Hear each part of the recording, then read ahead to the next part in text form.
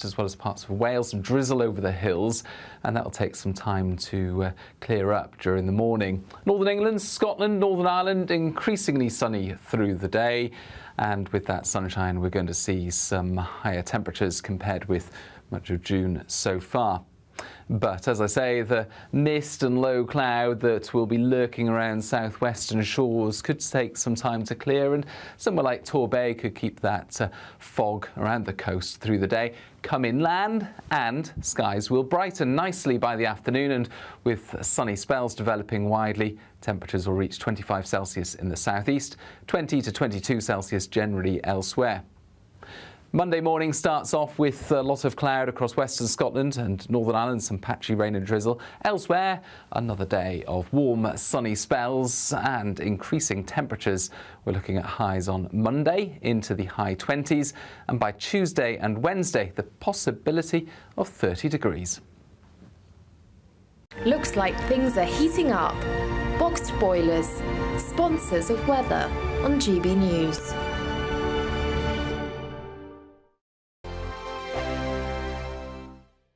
It's the final week to see how you could win big this summer. First, there's a fabulous £15,000 in tax-free cash to ensure this summer is special. What would you spend that on? Next, you'll also receive the latest iPhone 15 and a set of Apple AirPods. And finally, £500 to spend at your favourite UK attraction. You have to hurry as lines close at 5 p.m. on Friday. For another chance to win the iPhone, treats and £15,000 cash, text prize to 63232. Text costs £2 plus one standard network rate message. You can also enter online at gbnews.com/win. Entries cost £2, or post your name and number to GB06 PO Box 8690 Derby DE1 9TT. UK only. Entrants must be 18 or over. Lines close at 5 p.m. on Friday. Please check the closing time if listening or watching on demand.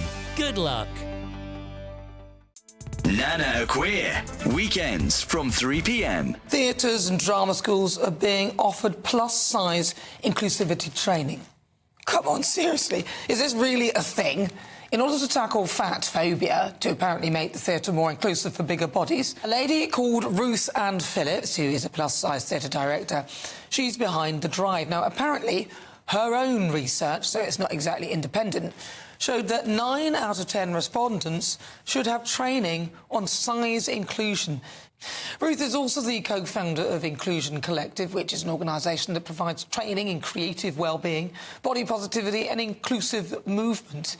Her website contains resources on fat activism, advocacy for the rights and dignity of fat people, combating discrimination and the body-conscious scale. This is actually about health. Ruth is conflating the two. Professor Carol Sikora, a consultant oncologist, said normalising obesity has become fashionable in advertising and the media simply to sell stuff, but it's got nothing to do with celebrating diversity. Nobody needs to be fat. It's like encouraging risky behaviours such as smoking, driving after a booze up, or lying like a lobster on the beach in the sun. A balanced diet and lots of exercise are the cornerstones of a healthy lifestyle. He went on to say, how can anybody possibly justify these projects? Plus-size inclusivity training, please bring back common sense. Well, exactly. I'm for equal opportunity and for giving people credit based on merit and what they bring to the table, even if it is food. Only joking. That's where the way to my heart is through my gut. I'm looking for a man that can cook. But in truth, being obese can be dangerous. And whilst I absolutely agree you should love what God gave you, obesity is the biggest killer and costs the health service a fortune. People come in all shapes and sizes, and it's a wonderful thing. But to conflate body positivity with obesity is very dangerous. The People's Channel.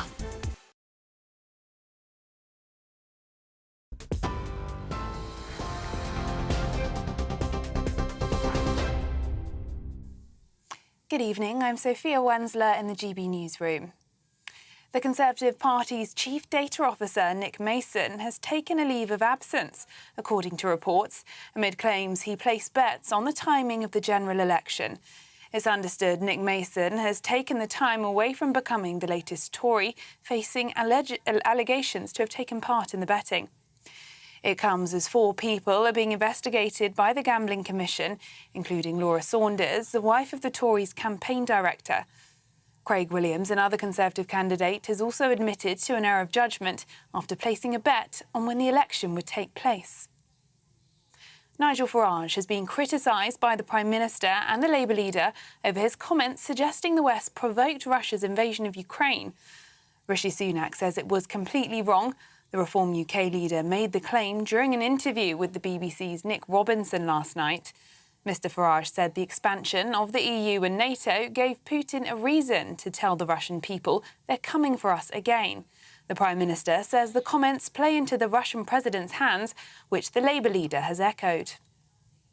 Scotland's First Minister, John Swinney, has agreed with the Scottish Greens, saying the next UK government must lift the block on Scotland's controversial gender reforms. The proposed legislation would make it easier for people to legally change their gender, but UK ministers blocked the draft law, saying it would conflict with Equality Act protections applying across Great Britain.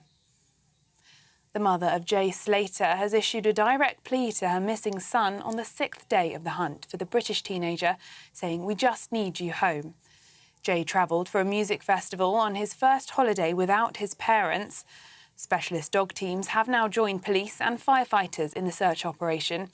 The 19-year-old had not been heard from since he called a friend shortly before 9 o'clock Monday morning, saying he was lost and needed water. He was last seen in the northwestern mountain village of Maska. In other news, pro-Palestinian protesters have sprayed red paint on a historic building at the University of Cambridge. Students and members of the Palestine Action Group targeted Senate House this afternoon, a building that's been used for graduation ceremonies since the 18th century. The group says the action marked the end of an academic year where the University of Cambridge has funded, enabled and normalised the ongoing Palestinian genocide. A spokesman for the university said they strongly condemned this act of vandalism.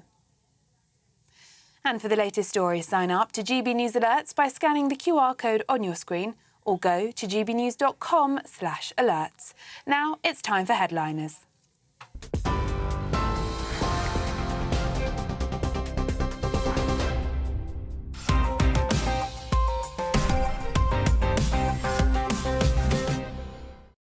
Do you think I'll ever be able to... Hello and welcome to Headliners, your first look at Sunday's newspapers. I'm Paul Cox and my panel of comedians this evening is the delightful Carey Marks and the delicious Lewis Schaefer. How are you both? And why am I not delicious? Well, I thought delightful was because Lewis is delicious because he's mainly made of meat. Have you tasted him? I have been forced to taste it. Have you not been asked to taste him? You should be advised against that. I think... Lewis, you said we all like to taste you. I didn't make it seem like you were forced. I did not, under any circumstances, force you. I'm doing all right. I'm wearing a blue jacket because we're in a new studio just temporarily for this weekend because they're redoing our studio. That's why you're wearing a different jacket? I'm wearing blue. I call this Boca Raton blue. Boca Raton. Well, that's the ridiculous beginning part of the show over with. So, right, let's have a quick look at Sunday's front pages. The Sunday Telegraph hands out lack of the dignity of wages, says Starmer. The Observer, Starmer's growth plan doomed without access to EU markets. The Mail on Sunday, Zelensky, Farage is infected with virus of Putin. The Sunday Times, top Tory placed dozens of bets on election date. The Sunday Mirror, the Rishi gets richer as the poor get poorer. A Daily Star on Sunday, E.T. rage at the Henge Tarquins. And those were your front pages.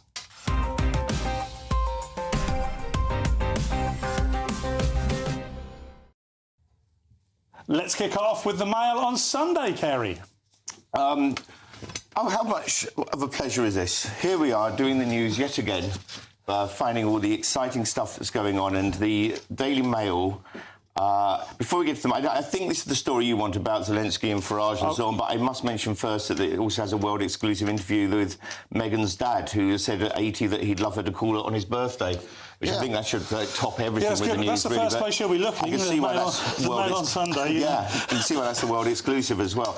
By the way, she doesn't call me either, and I don't go on about it. No, do I? No. What's with him? Anyway, so the other sort of story, I guess, down from there is Zelensky. Farage is infected with virus of Putin. So I'm detecting a new lockdown coming. Yes. With the Putin what virus. What strain of Putin have you got? Everyone does a lot of Putin around. So the Ukraine leader, we're told, is his fury after Reform chief blames West for war. Outrage over Nigel Farage's comments. We don't know whether he was actually outraged or whether he was in fury or whether someone said to him, have you heard this thing Nigel Farage said? And he said, yeah, I'm a bit upset about that. And he's calling it the virus of Putin. Really what it's about is that Nigel Farage, it's being placed as if he has said that Ukraine deserved the war or Russia had a good reason for the war, which is not exactly what he said at all. No. We'll come to that in a second. But it's brought Keir Starmer and Rishi Sunak together for a moment to have common ground and say, hey, there's someone we disagree with together, which has made them both very happy. And Starmer said anyone who's standing for Parliament ought to be really clear that Russia is the aggressor, because that has to be very, very clear if you're standing for Parliament, as opposed to things like what constitutes a woman or how far Israel can go in defending itself, which they can all disagree on, apparently. Yes. But as long as they all agree on this one thing, then that's absolutely fine.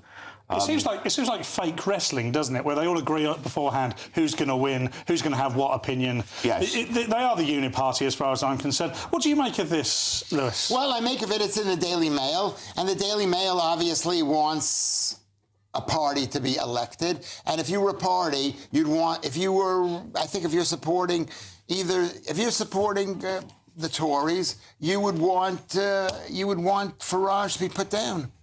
And that's what's happening in this thing. So that's why Farage is infected. It's telling people, don't vote for Farage. Vote for our guy, Mr. This lends itself to your Team World stuff. I've always found it fascinating about the Ukraine-Russian war, how the overwhelming perception is that Ukraine have done, not Ukraine on their own, NATO have done absolutely nothing wrong, and Russia have done everything wrong. Now, that cannot possibly be true. That's exactly right. And this is what's happening, is that Team World, which is basically Germany and France and the European things, and the British Parliament, they want to go to war with Russia because they want the entire Europe. But to be clear, though, that's not what Farage was saying. He didn't that's a good point. He wasn't saying that. He was never saying that. I've only just read through this, but it doesn't seem that he was saying that that Putin was right to go to war or even had a good reason to go to war. But he's saying that what expansion of NATO did was and the European Union was to give him a reason to say to his people, to say to his country that we can go to war. I don't think it's a great argument. I don't really agree with the Farage point there, because I think whilst there is some truth to it, unless there are actual tanks on the border, I don't think you have that excuse. Well, and let's face it, NATO didn't rise up after the attack on Georgia or Crimea. Very interesting. In 2014. It does feel like they've been giving these guys billions of dollars. Yeah, but there wasn't a start. It didn't start a war. It didn't provoke a reprisal of any kind. It has. Team, whatever it is. What team? Team Europe. Team Europe. My team World. Okay. It turns out that we're not going to solve this right here, right now. I know we hoped we would when we spoke before the show, but we're going to have to move on to the next story. What? Next up is the Telegraph, Lewis. Is the Telegraph. This is handouts lack the dignity of wages, says Starmer. This is the Daily Telegraph, and basically it's Keir Starmer saying something that a Labour leader wouldn't normally say, because, as I say, the Labour wastes money and the Conservatives steal money. That's the two choices we have, and the fact that it's in the Daily Telegraph is sending a message to Tory voters that hold on a second, that Starmer isn't going to waste as much money, so you should vote for him. Right. That's, I think, what it's saying. Kerry, I mean, I'm assuming it's saying that he'd rather people have jobs than take handouts. That's what he's saying. But I agree. He's sort of playing into the right, isn't he? He's trying to get the votes that the Tories are losing right now. Why is it in the front page of this newspaper? That wasn't his fault. What is very interesting to me is he is saying exactly what Farage is saying in the reforms contract to the people. He's saying, look, you know, people are trapped within the benefit system that as soon as they get over 16 hours, they're paying so much out, there's no point in them working. So it feels to me like Starmer is trying to win over some of the Tory voters. It wouldn't surprise me if he suddenly goes, maybe national service. Yes, but that is, for me, it's how they don't recognise that this, you know, they don't recognise at all that Nigel Farage is coming up with some common sense ideas. What do you think, Bert? I mean, obviously, this is the station of Nigel Farage. Basically, that a lot of people support Nigel Farage here, but I think it's more interesting that this is the story in the Telegraph. This is helping Keir Starmer to get elected. So the Telegraph normally you'd think would support a Conservative candidate, and then move around. Yeah. Okay. Well, maybe. What have the Mirror gone with, Kerry? The Rishi get richer. We're talking about Rishi Sunak and how much money he makes. The fact is he makes a lot of money, you know. He's very, very rich. You might not have heard this. I've heard They've kept it very quiet. He's very rich and he's getting richer. I don't know what difference it makes after a certain point. You can only say he's very rich. You can't go, he's even richer. Well, the Mirror are very much Team Labour. He makes so much money. He's making an extra million than he did 4 years ago. They're going to need to come up with a new word for money to describe what he has. It's just out of control. And it's not American money. It's not even $1 billion. They're saying he doesn't even have to lift a finger to make that much money, unlike, say, a yo-yo champion or something. So I don't know how we're supposed to react to this story. It's what we already knew, didn't we? We knew Rishi was rich. And we knew, and richer. But the big story, it's not even a big story that the Mirror supports Labour getting in. Yeah, That's I mean, pointing out continuously something we already know about Rishi Sunak. There's so many other things that we can talk about when it comes to Rishi Sunak. The fact that him and his wife are wealthy is just by the by now. I don't think it makes any difference to what. Well, it's not a new fact, is it? It's not adding to it at all. We should say they also have a story about Taylor Swift having a selfie. Well, that's absolutely fascinating stuff, and I can see why. No, it is fascinating. No. You see, you look at it from a narrow point of view. It is fascinating. The fact is that every single newspaper has a picture of Taylor Swift with the next king after this king. Yeah. You know, and then his kids. It looks like something. This looks like something out of the Wizard of Oz. King likes his children. His children like Swifty. Yeah. Jobs are good. And so we have to like the king, and we have to like the royal family. When the royal do you think we could get to the Daily Star? Let's get to the important story of perhaps just the for week. about 30 seconds, Kerry. Maybe you can. I think you might need 30 seconds. Yeah, that's sorry, Lewis. I think you might need 30 seconds on this. Yeah, E.T. Rage at Henge Tarkins. It says the spoon. This is what's his name? The guy with the spoons. Uri Geller. Uri Geller, and he says that when you mess with the whatchamacallit, he lives down there. Uri Geller lives down with he lives in Israel. He lives in Israel, yeah. But didn't he live down there with Michael Jackson? Probably. When you say down there, where do you mean? Where with the Wombles? Down on the way where the Stonehenge. Yeah, this is really informative stuff. You know we're live, don't you? He's saying Stonehenge is going to... the fact that people have painted Stonehenge as a protest this week could cause an alien invasion because they might have sent a message to aliens with their paint. But it might also be an alien love fest. We don't know. He can't know that. They don't know for sure. Some of the signals do get mixed, don't they? But he's probably right that it is a special place in the world, and you don't mess with special places. Well, that's true, Lewis. That's the front pages sorted. Join us after the break when Starmer and Sunak gang up on Farage, J.K. Rowling gangs up on Starmer, and half the public gang up on Sunak. Find out more next.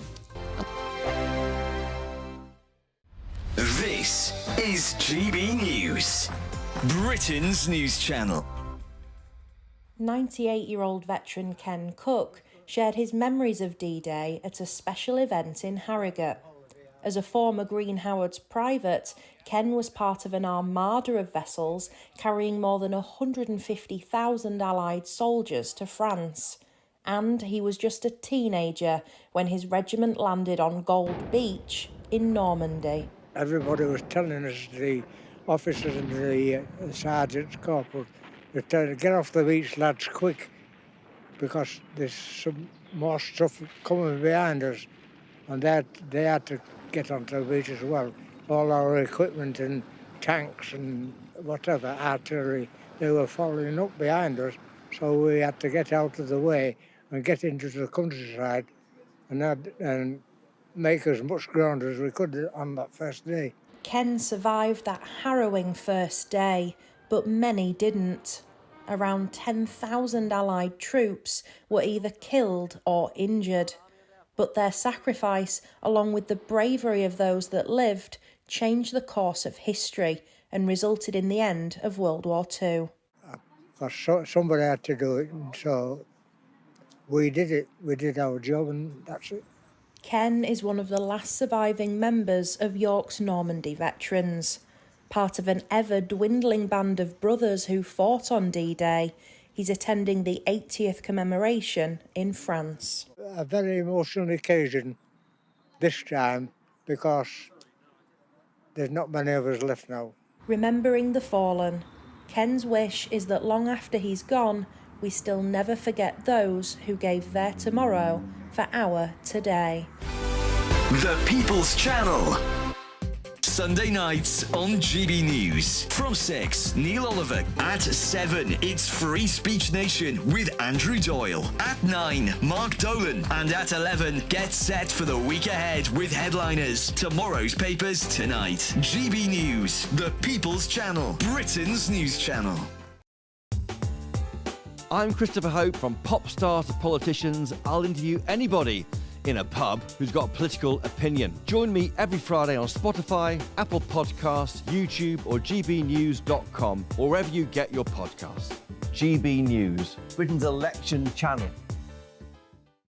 If you want your news to be straight talking, this is a nightmare for the Conservatives again. Down to earth. It's not just Nottingham where this is happening, is it? And most importantly, honest. Hard-working, middle-class taxpayers, they'll get their book thrown at them. Then catch me, Martin Daubney, Monday to Friday, 3 till 6 p.m. on GB News, Britain's news channel.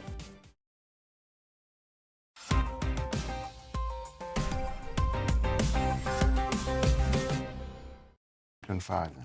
Welcome back to Headliners. I'm Paul Cox with Kerry Marks and Lewis Schaefer. To The Observer now, and Keir Starmer has checked with Tony Blair, and they both agree that Keir Starmer should say that Labour are not interested in rejoining the EU and never have been, Lewis. Yes, and they're not planning on it. That's the news. The news. Keir Starmer said rejoining the EU isn't our plan, and it never has been.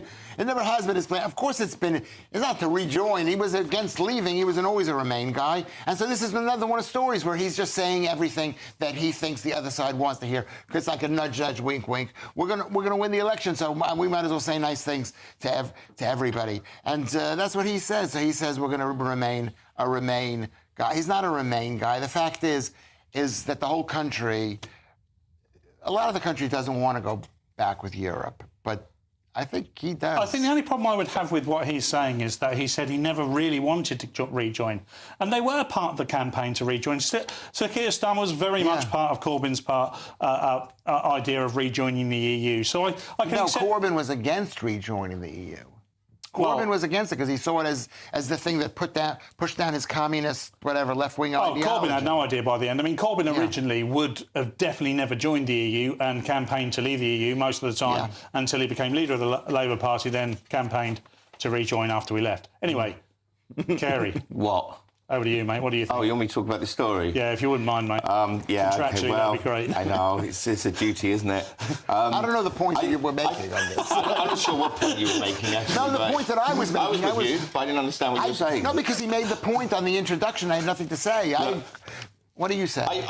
Well, look, obviously he's not going to win people over, even with Remainers at the moment. Most of them aren't going to want to go through all the hell of going back in again now. And it would be like it'd be like after a long, painful divorce, saying, "I've changed my mind." You have half the house back. I'm for us rejoining the EU and then leaving again. I would like us to keep them on their toes, surprisingly. Nice. They're having it too easy, They know where they stand right now. He's got to say that right now. We don't know what his intention will be by a second term, but for a first term, it's very unlikely there'll be any changes. And right now, he has to assure the public he's not going to do anything dramatic. Which means he will do something really dramatic, because it's always the opposite, That at the top of politics, wherever it is in the Western world, that you're not really allowed opinions of your own. You get pre-prescribed opinions, and then you just rattle them out. It's all politics. But this is the election run-up. It's going to be both parties accused of what they're going to do, and particularly with Labour, because, of course, they haven't been in for a long time, so they're going to be accused of things, and Starmer's going to spend a lot of his time insisting and denying that that's not going to happen. Well, exactly. The Eye and J.K. Rowling accuses Labour of abandoning women. To be fair to Labour, it's difficult to abandon something they can't identify, Kerry. Nice one. Yeah, J.K. Rowling's accused Labour of abandoning women. It's a good joke. I meant that genuinely. Starmer hits back. I bet he didn't hit back anything. I bet he just replied. The language of the media, everyone's shocked, horrified. Disingenuous. They're smashing their heads on a table.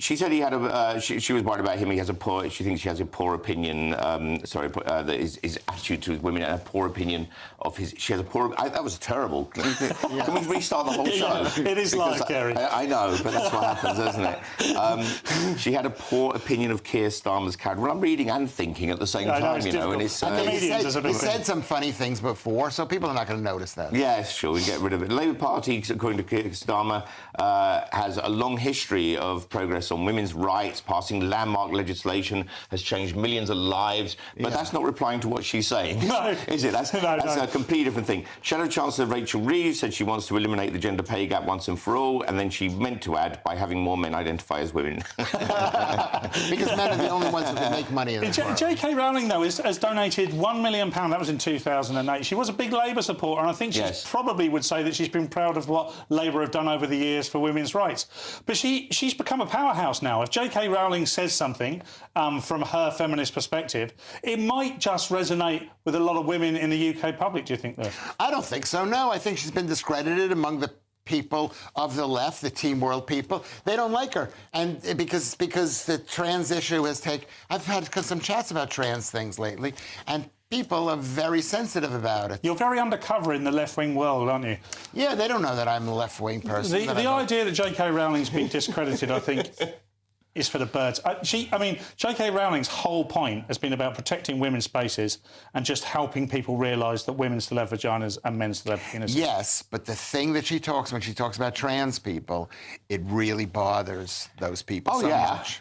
Yeah, but she still has a huge following and a lot of people who agree with her. And I think, obviously, when Rowling speaks out, then it's enough that Keir Starmer needs to answer her. So that's pretty effective. I think he's made a bit of a fool of himself on this, Keir Starmer. I mean, first of all, saying, well, what Tony Blair said is what I believe. I mean, you're going to be the Prime Minister of the UK in about 3 weeks' time. Stop asking the grown-ups what you think. Stop flip-flopping and make your own choices about things. You know, Keir Starmer knows exactly what a woman and a man is. And if J.K. Rowling has to point it out, then I'm all behind her. Anyway, The Independent on Sunday, and scheming Starmer lays claim to being the mastermind behind kicking Boris out of Parliament, Lewis. Yes, and I wasn't paying attention to it at the time because I just thought the whole COVID thing was a bunch of zeros.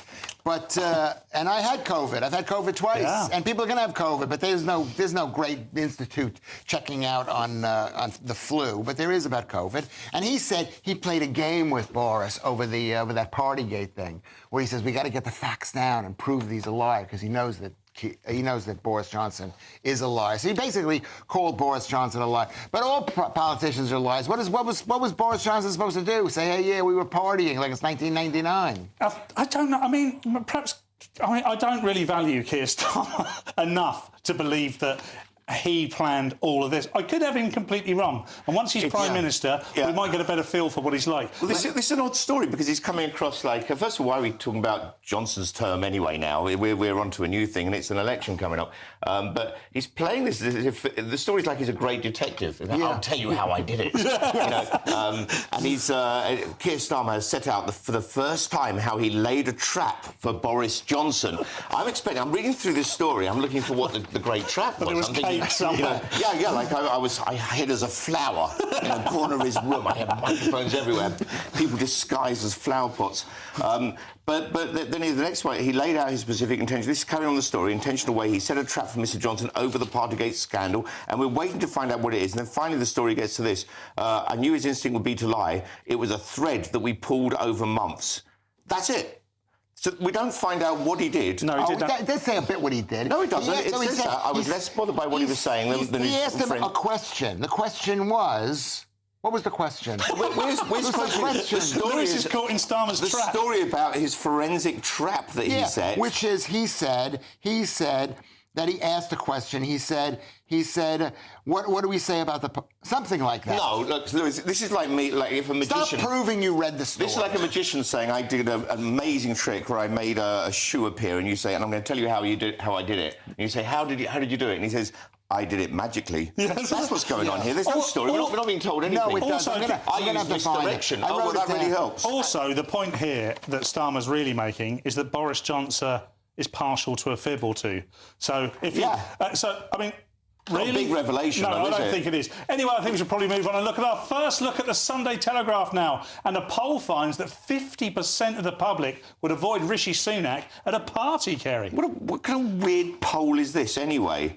Asking members of the public whether they have anything in common with... Why? What do you need to have something in common with a Prime Minister? Can't they just do the job well?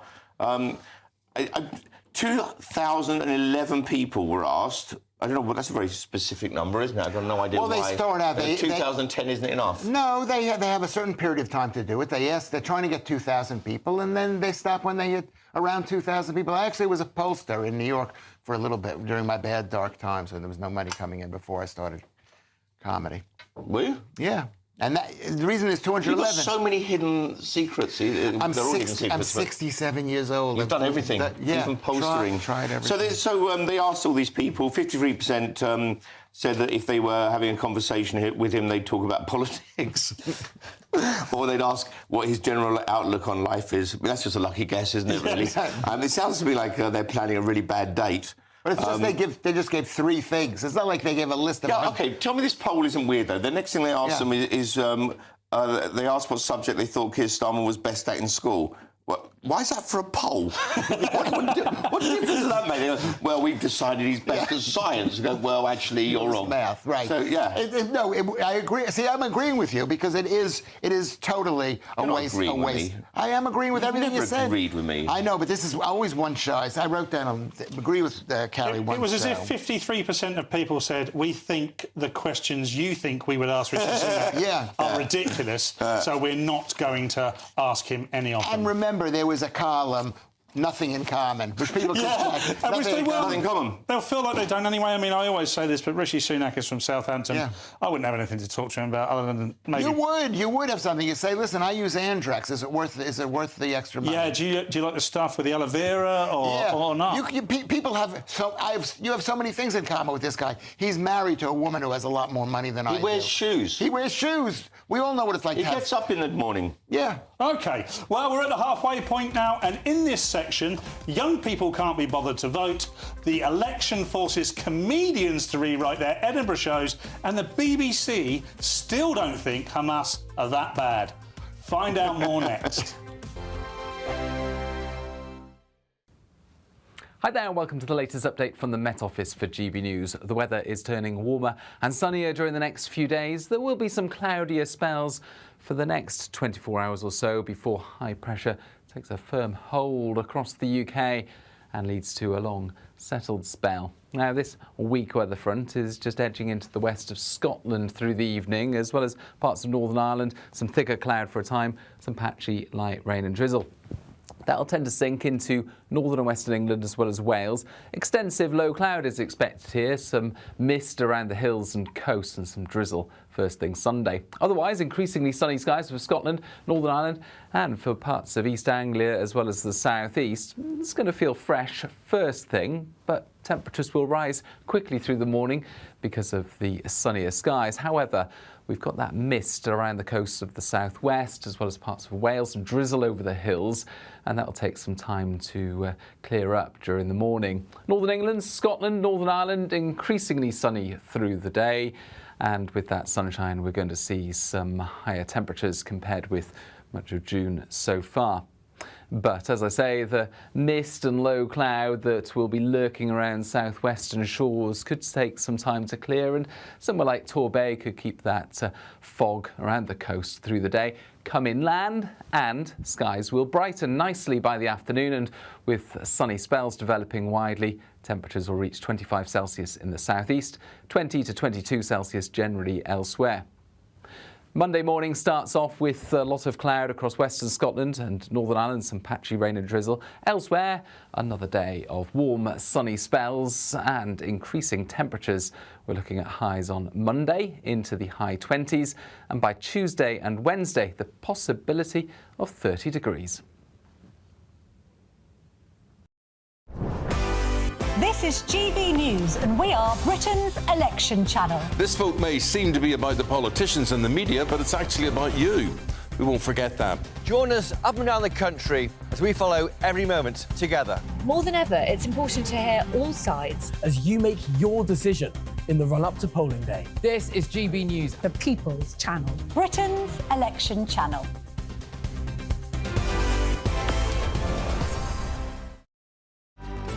Good afternoon, Britain. Your lunchtime update on the stories that matter across the UK. From breaking news and insightful analysis, inspiring stories and lively debates. You're comparing yourself to a former Prime Minister. Which is it? Stay informed, stay updated, stay entertained. I just don't know how anyone would not want to be there. Every weekday from midday. We are Good Afternoon Britain, only on GB News. Britain's news channel.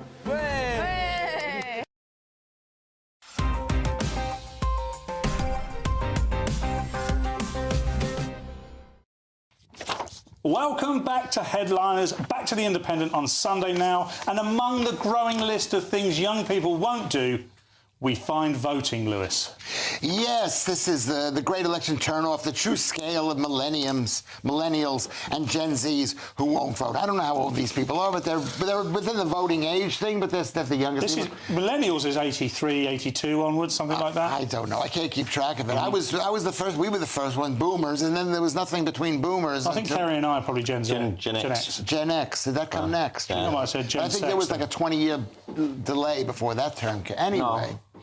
Don't argue with me. I have to. You agreed with me a few moments ago. I said I'm not going to agree with you with everything. I mean, do the story if you can. Yeah. The truth is, it says basically 40% of these young people are not voting, and the truth is, you don't need to vote. It's like what happened in America in the 1960s or something. What Jesse Jackson found out that 5 million black people in the South were not voting, and he said if we get those people to vote, then we will win the state houses in Alabama and Georgia, whatever. And he went down there, huge fundraising thing, and he got people to vote. Statistically speaking, yeah, though, particularly here's with the news. Go on. Here's the punchline. That feels the punch. Sorry, there was a punchline. It's not really a punchline, but here's the finish thing: is that all the white people, the white racists, saw, oh my God, look at my black neighbor going out to vote, and they went out to vote too, and there was no change. So it made no difference. It made no difference. I'm not sure. Yeah, and I'm sure that story's true. But I think, particularly in the UK, and particularly with Gen Z, I think Labour are probably hoping that Gen Z get out there, because Gen Z, young people in their early 20s, they're really not. Statistically, they don't go out and vote Conservatives. They're not ready for that yet. They will come. I'm sure more. No, they're more likely to vote Labour, and it's also a reason why Labour wanted to reduce the voting age to 16. Of course, that would also be in their favour. Yeah, exactly. Almost certainly. The story is the true scale of millennials, it says here, and Gen Z who won't vote. I didn't know there was a fake scale of millennials who won't vote, but I'd like to believe there was, yeah. This is interesting as well. This research carried out by, would you say that's Techne or Techne UK? Yeah, Techne. It starts by saying around 4 in 10 people, 41%. That's 4.1 in 10 people then, isn't it? Who's writing this? So there's a lot of young people. But look, I know a lot of people believe that everyone should vote, but I've never been a believer in that, and no one's ever given me a good reason why they should. I think apathy is a vote. I think if it's like complaining people don't go and see a show, it's like, well, the show's not attracting people then. You do have to give the young people something to vote for. If they are completely uninspired, well, they're not going to vote Tories, I don't think, but if they are entirely uninspired by what's on offer, then they have every right not to vote. I mean, I would encourage everybody to vote for obvious reasons. I think it's important. I think we're in a difficult period for the UK. But do you know what? I look at this as a 44-year-old man, someone who's been voting for 20-odd years, and there's nothing exciting about this whatsoever. About this election? No, for me, I don't think it is. I think there is something exciting, but people shouldn't be forced to vote. It's a way for them to. It's like being registered for the COVID lockdown thing. It's like people don't want to be registered. Maybe they don't want to know that. Oh, I've met people who shouldn't vote. And people who shouldn't vote. I've met a few of those. And do you know something? It's not going to change a single thing. Well, we'll leave it on that note. I don't think anyone should vote. OK, there you go. There's two opinions there. I hope you're all listening out there. The Observer and the election has forced some comedians to rewrite their tedious shows about politics. This is the we always have a non-story, don't we?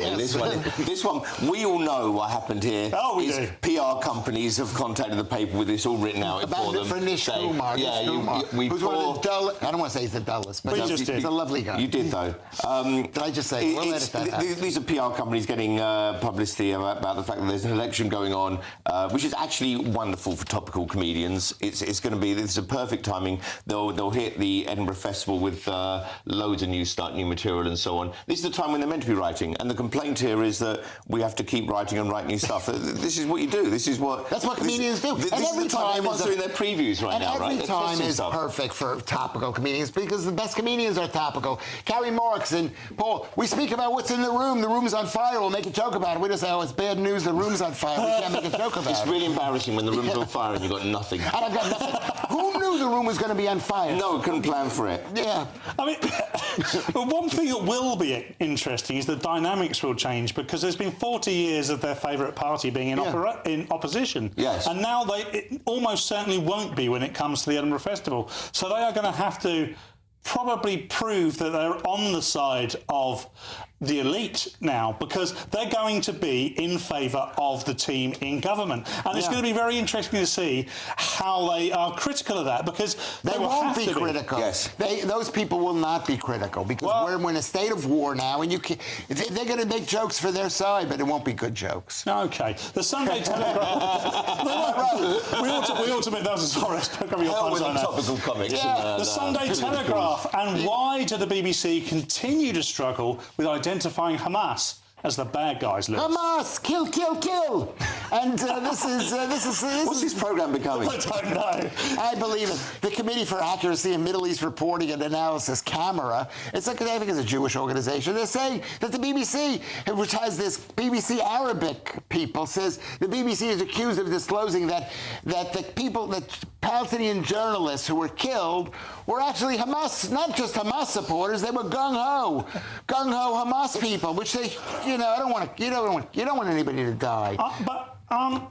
Even yourself, Lewis, who's the most contrarian of contrarians, are you not finding it difficult to identify why the BBC are struggling to identify Hamas as, I say bad guys in the intro, but prescribed terrorists, actual legal prescribed terrorists. Because they are fighting on their team, on the BBC. The BBC is the most coherent. We hate the right or whatever this place is or whatever other people think.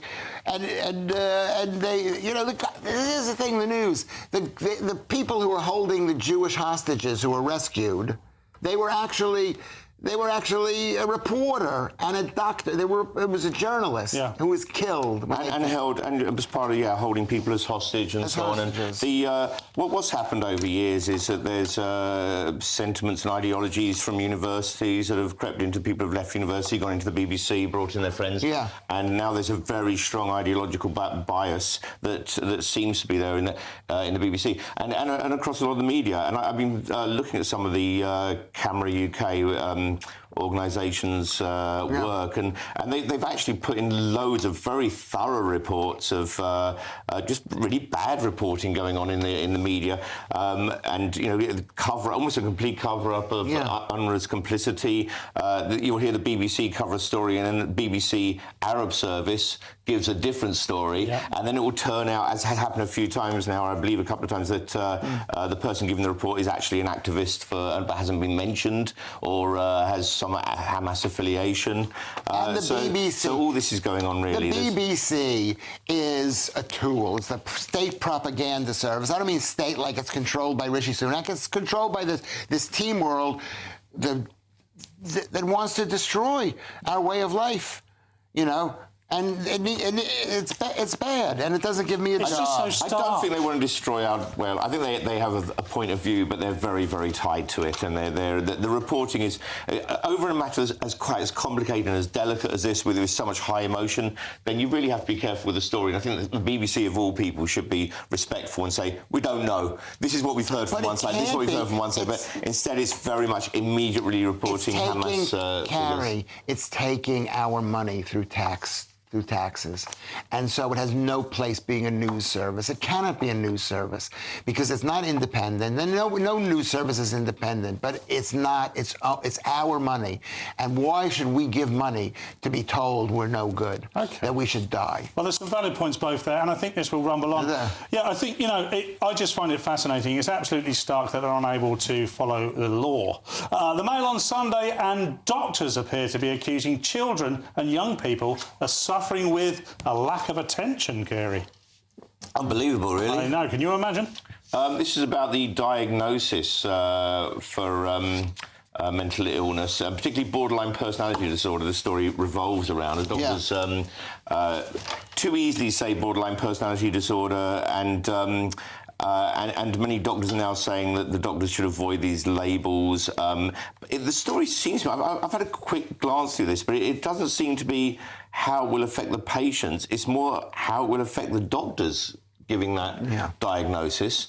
Because then they treat people as if they're just lazy, which I don't know how you tell, once again, as you're saying with teens, but they treat them as lazy rather than as someone who's got a mental health condition. So it looks like the story is doctors are asking doctors to refrain from that diagnosis rather than saying doctors should realise that BPD is serious and not laziness. So it's the attitude that's wrong, surely. Yeah, it feels like the attitude's wrong to me. There is a lot of mental health problems out there now. There's a lot of more awareness about mental health, particularly in children and youngsters. I cannot wait to hear your opinion on this, Lewis. Well, I'm against it. I think just because someone says they've got a mental illness, that doesn't mean you should be giving them pills. This is like a pro-pill story. It's basically saying to the doctors, don't question everybody. Anybody comes in and says they don't feel that well mentally, give them pills. That's what it is. Let them see a psychiatrist. There's not enough money in the world to treat all the people. I myself suffer from borderline personality disorder because I live right next to Southwark border. I live in Southwark, but I live right next to Lewisham. It's a borderline. I'm right on the border. That was a joke.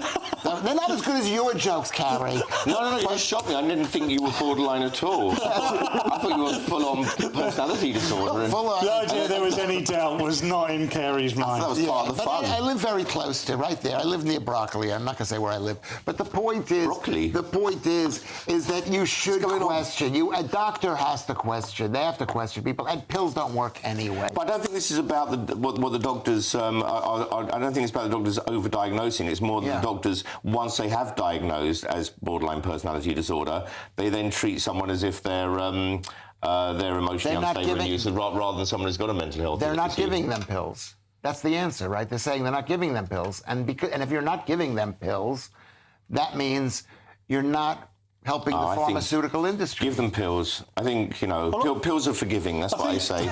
Pills are for sharing. Pills are for sharing. I mean, ultimately, there is probably a blend of treatments. Good therapy is not cheap and not really available on the NHS as far as I'm concerned. Anyway, coming up in the final section, multitasking is bad for your brain, fat people get their own day at the beach, and God likes a bet too. Stay tuned for more. Yeah. Nana Queer, weekends from 3 p.m. What about the elections? Because it seems that the King and everything is moving because of it, and we've got a lot of royal engagements and things that happen at this time. Yes, well, it means that he has to take more time and be at home. He can't go to all the things he wants to do. He's been doing 5 a day, which has probably made Camilla a bit cross. But what they still hope is that they can get the Japanese Emperor and Empress over. That's in July. That they can go to France for the 80th anniversary of the fighting. And he will be able to do 1 or 2 things, and Ascot he's very keen to do. Now, those aren't things that are political in any way. Just want to talk about Harry and Charles's argument, where Harry said he didn't want to stay, he wanted to go to a hotel. And it's come out now that actually King Charles is believed that he was offered St James's, and Princess Anne stays there and Beatrice stays there. And this was for when Harry came over for his 10th anniversary for Invictus. And the policemen are wandering around with guns, and there's no chance of actually there being any problem there. So the fact that he said that it wasn't safe for him was not actually a very sensible thing to say, I don't think. Well, he went to Nigeria, and that is, in the world ranking, it's ranked as quite a dangerous place. Yes, one of the dangerous places in the world. But now Harry and Meghan have been invited to go to Ghana. Oh, God. Well, it's interesting because my parents are from Ghana. I have Ghanaian heritage, and I'm thinking she'll probably then claim there's a percentage that she's Ghanaian as well. I'll be like, hang on a minute, you were Maltese, you're also Nigerian, and now you're going to say you're Ghanaian and German. Yeah. Come on. Thank you very much. Squeeze it in. Yeah, let's get them all in. Angela Levin, thank you very much. Thank you. The People's Channel. GB News is Britain's election channel. And when the big stories break, we're tackling them on Britain's newsroom. When we disagree, and we disagree a lot, it's even livelier than normal. We don't disagree that much. We do. His comedy, though, is revolting. I knew her, unlike you. That explains Beverly Turner's temperament. It's a bit frothy in here, isn't it? He'll have one of me one day. For dartball practice. Britain's newsroom on GB News. Weekdays, 9:30 a.m. GB News, the People's Channel, Britain's news channel. Hi there, I'm Michelle Dewberry, and I'm going to take a second to tell you all about my show, Dubes & Co. We start off with the issues of the day. We then bring in both sides of the argument. We get rid of the disrespect, and then you throw me into the mix. And trust me, I'll tell it exactly how it is. And then, of course, the magic ingredient, you at home. We mix it all together, and what have we got? In my opinion, the best debate show in town. Monday to Friday, 6 till 7 on GB News, Britain's news channel.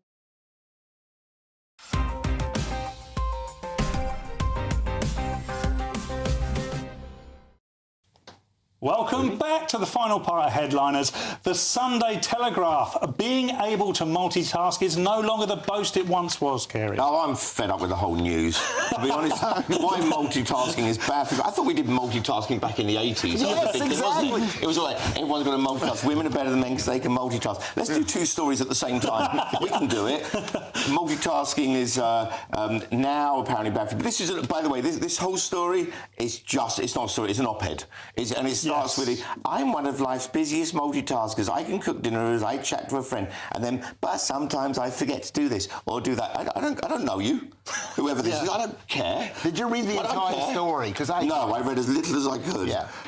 Look, some multitasking is useful. Clean and go. That's good to do in the kitchen, isn't it? You clean up as you do things. And then there's stuff here about grey matter and what multitasking really is, which no one really knows.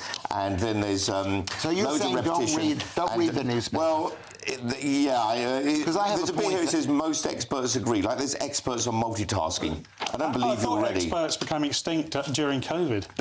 Yes, they should have done. They should have done. Talking of experts, Lewis Schaefer. Yeah, I'm an expert in this because this is one of those Sunday articles. It's a Saturday. No, today's Saturday. Yeah, but we're doing for Sunday. tomorrow. You're correct. Yeah, correct. I was thinking, was I right? Because I'm wrong most of the time. Anyway, the point is, you agreed with me earlier on. It threw me. Go on, yes. I agree with you. I agree with you on this too. It is a bunch of BS because the truth is nobody multitasks washing the dishes and fixing the what do you call that? Where the toast comes out, the toaster. The toaster. You don't sit there and multitask. You cannot. Multitasking does not work. It's mixing water with the toaster would be quite fatal. Do you know that's also what happened after all the multitasking talk many years ago? Is scientists then looked into it and said, but by the way, you don't actually multitask at all. You're doing one thing at a time. The brain switches really fast. The reason why pickpocketing works, by the way, as an expert, is that people only think of one thing at a time. Yeah. So if you're banging someone here, then they're thinking about you. You have to give them something else to think about, and their brain is on that. So Would you stop revealing that's what misdirection is. of it? That's what misdirection is. So my advice to people is just do things. Yes, that's the Kerry Marks version of how to win. Just do stuff as fast as you can. Don't count it and order it. Let's go to the Observer now, and it's raining space junk back home, Lewis. Oh, we're doing space junk. No, is that what we're doing? Mate, story 14. It's a lovely story. It's fun. Story 14. Oh, did I miss it? Hold on a second. What was that? Remember that discussion we had during the break? Are we going back to 14? Yeah, let's pretend I'm sorry for it's revealing live. that. Lewis, it's live. Keep going. No, we went from 15 to 16 Well, to Lewis, 14. they know. Anyway, so this is good news. U.S. family sues NASA for £80,000 in damages after space debris hits home in Naples, Florida. Which you should sue NASA. If something falls from the sky and hits you in the head and they break whatever or breaks your house, you should get some recompense for it. And that's what these people ask. But they didn't say what it did to their house. 80,000. Well, they're asking for 80,000. It went through the roof. It damaged the floor, and then they went through the roof when they found out. Hey. It's cool, isn't it? Space debris coming into your house. They should be happy about that. And I think, obviously they should get their 80,000. There's a lot of space debris up there. There's over 9,000 metric tons orbiting the Earth, which means nothing because it weighs nothing in space. And do you remember the story of the tool bag? No, I don't. Is it less than 10 seconds long, Gary? Oh, no. The Daily Star and the Chinese are developing a sex doll with emotions, which I can't believe any man has ever asked for, Lewis. Yes, exactly. This is China developing next-gen AI-powered sex dolls with focus on emotional connection. And this is just a PR piece. It's like a bit of sales propaganda saying, look at our doll. It's hot looking, but it also will give you some kind of mental connection. So you're not being a pervert like we normally are, because we're not just interested in the body. We're interested in something else. They're giving the sex doll emotions. Oh, great! They've ruined the sex doll. I can't believe this is happening. Soon you're going to have sex dolls complaining that you didn't chat with her afterwards and so on. It's going to be awful. And then you're going to go around to someone's house and their sex doll will be vacuuming. I don't have a sex doll. I want to say that live on live television. No one believed you because of the fact you said it. Certainly wouldn't have one with emotions, that's for sure. The Observer now, and a beach day dedicated to fat people sees sunscreen sales triple, Gary. Look, I'm into body positivity myself. I'll look in the mirror. You have to be at your weight. I do. I look in the mirror and I think you are positively fat. So this was a beach for fat people, which they're using the word fat here, which I didn't know we were allowed to do anymore, but apparently we are. Today, the celebrations being held to coincide with Pride Month, so I suppose this is now going along with Pride Month as a sort of fat pride march, which is a very slow march, but good for them. There's someone here saying, I'm so self-conscious at the beach. Yeah, I don't know you, so what? And therefore there has to be a beach for people like me. Well, I feel that way as well. There's not a lot of people who look like me at the beach. I think there should be a Kerry beach. But can I say Why is there not a beach for my Kerry, your answers, your expositions are too long.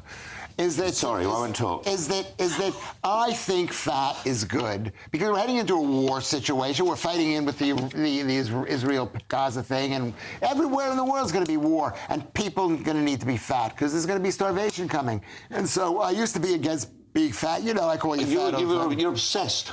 I used to, and I think I've made a mistake, and I made a mistake by losing. You can't tell. I look really big on scrap. I weigh 175 pounds. Anyway, anyone who's been to a British beach has seen fat people on a beach. I don't think this is new to us. The show is nearly over, so let's take another quick look at Sunday's front pages, shall we? The Sunday Telegraph. Handouts lack the dignity of wages, says Starmer. The Observer. Starmer growth plan doomed without access to EU markets. The Mail on Sunday. Zelensky.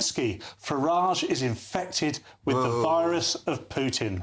The Sunday Times. Top Tory placed dozens of bets on election date. The Sunday Mirror. The Rishi get richer as the poor get poorer. And the Daily Star. E.T. rage at Henge Tarquins. That's it for tonight's show. Thanks to Kerry Marks and Lewis Shaver. Headlines is back tomorrow at 11 p.m. with Josh Leo and myself. If you're watching at 5 a.m, stay tuned for breakfast. For now, it's good night, good morning. That warm feeling inside from Boxed Boilers, sponsors of weather on GB News. Hi there and welcome to the latest update from the Met Office for GB News. The weather is turning warmer and sunnier during the next few days. There will be some cloudier spells for the next 24 hours or so before high pressure takes a firm hold across the UK and leads to a long settled spell. Now this weak weather front is just edging into the west of Scotland through the evening, as well as parts of Northern Ireland, some thicker cloud for a time, some patchy light rain and drizzle. That'll tend to sink into northern and western England as well as Wales. Extensive low cloud is expected here, some mist around the hills and coast and some drizzle first thing Sunday. Otherwise, increasingly sunny skies for Scotland, Northern Ireland and for parts of East Anglia as well as the southeast. It's going to feel fresh first thing, but temperatures will rise quickly through the morning because of the sunnier skies. However, we've got that mist around the coast of the southwest as well as parts of Wales, some drizzle over the hills, and that'll take some time to clear up during the morning. Northern England, Scotland, Northern Ireland, increasingly sunny through the day, and with that sunshine we're going to see some higher temperatures compared with much of June so far. But as I say, the mist and low cloud that will be lurking around southwestern shores could take some time to clear, and somewhere like Torbay could keep that fog around the coast through the day. Come inland and skies will brighten nicely by the afternoon, and with sunny spells developing widely, temperatures will reach 25 Celsius in the southeast, 20 to 22 Celsius generally elsewhere.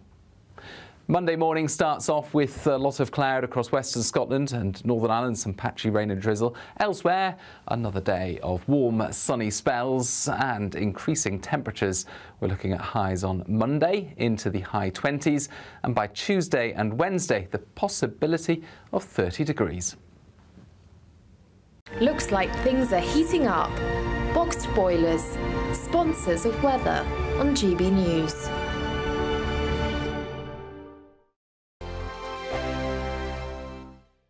It's the final week to see how you could win big this summer. First, there's a fabulous £15,000 in tax-free cash to ensure this summer is special. What would you spend that on? Next, you'll also receive the latest iPhone 15 and a set of Apple AirPods. And finally, £500 to spend at your favourite UK attraction. You have to hurry as lines close at 5 p.m. on Friday. For another chance to win the iPhone, treats and £15,000 cash, text prize to 63232. Text costs £2 plus one standard network rate message. You can also enter online at gbnews.com/win. Entries cost £2, or post your name and number to GB06 PO Box 8690 Derby DE1 9TT. UK only. Entrance must be 18 or over. Lines close at 5 p.m. on Friday. Please check the closing time if listening or watching on demand.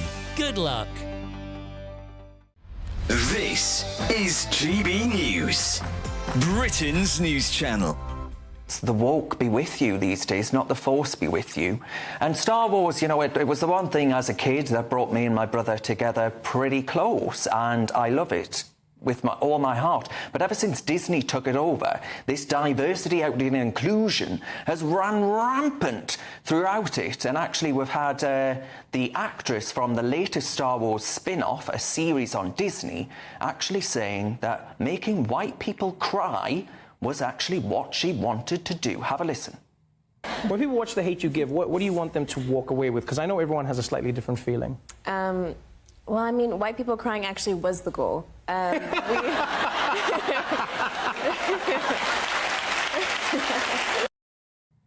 Yeah, so that diversity, equity and inclusion running rampant throughout Hollywood and ruining really good franchises. Actually ensuring, apparently, R2-D2, the little robot, you know, that scoots about and gets on the starships and all the rest of it, apparently that could be a lesbian now. She's half white, this actress. This is what I don't understand. She's half Danish, then half African-American. I have skin in this game, as you know, with a mixed-race child. Nobody ever sees a mixed-race child as half white. They see them as black. We used to say that to focus on the colour of someone's skin was rampant racism and therefore we ought to reject it. Now we're saying actually potentially the only thing that we should notice about a person is the colour of their skin. I don't really think she was actually wanting white people to be sobbing, and it wasn't malicious, but it's just this silly kind of ruination of something that's meant to be entertainment and fun. I wouldn't go as far as to say Star Wars is art. I'm not. I love some. It is, you know, excluding people. It's actually dividing people. Once again, by the colour of their skin, we are teaching people to not like each other. The People's Channel.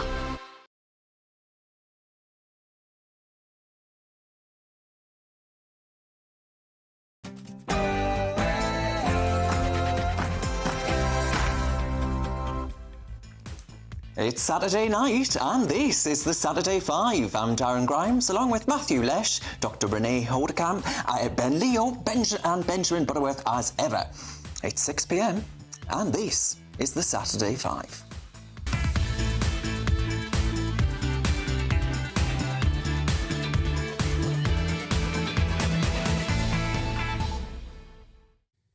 A very warm welcome. Now, the premise of the show, I'm sure regular viewers are aware by now, but it's pretty simple. Each host gets 60 seconds to outline an argument about a chosen topic, then we all pile in and the fur starts to fly.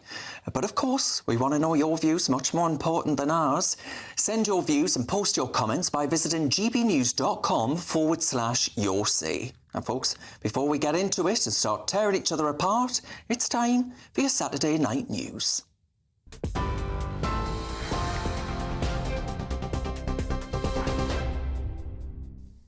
Good evening, I'm Sophia Wensler in the GB Newsroom. Your headlines. Nigel Farage has been criticised by the Prime Minister and the Labour leader over his comments suggesting the West provoked Russia's invasion of Ukraine. Rishi Sunak says it was completely wrong. The Reform UK leader made the claim during an interview with the BBC's Nick Robinson last night. Mr Farage said the expansion of the EU and NATO gave Putin a reason to tell the Russian people they're coming after us again. The Prime Minister says the comments play into the Russian president's hands, which the Labour leader has echoed. Farage's comments about Russia and Ukraine are disgraceful.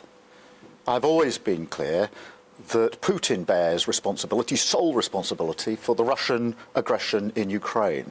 And we have always stood behind Ukraine and supported Ukraine. And so far, we've done it united across Parliament. I've made it my business to ensure that the opposition stood with the government on this issue. So seriously did we take it. And, of course, with our NATO allies. Now, the Conservatives say they're going to focus on the nighttime economy in the first 100 days of government and secure the future of Britain's pubs, bars, restaurants and music venues. The Tory party says a comprehensive review would be launched to look at licensing laws, planning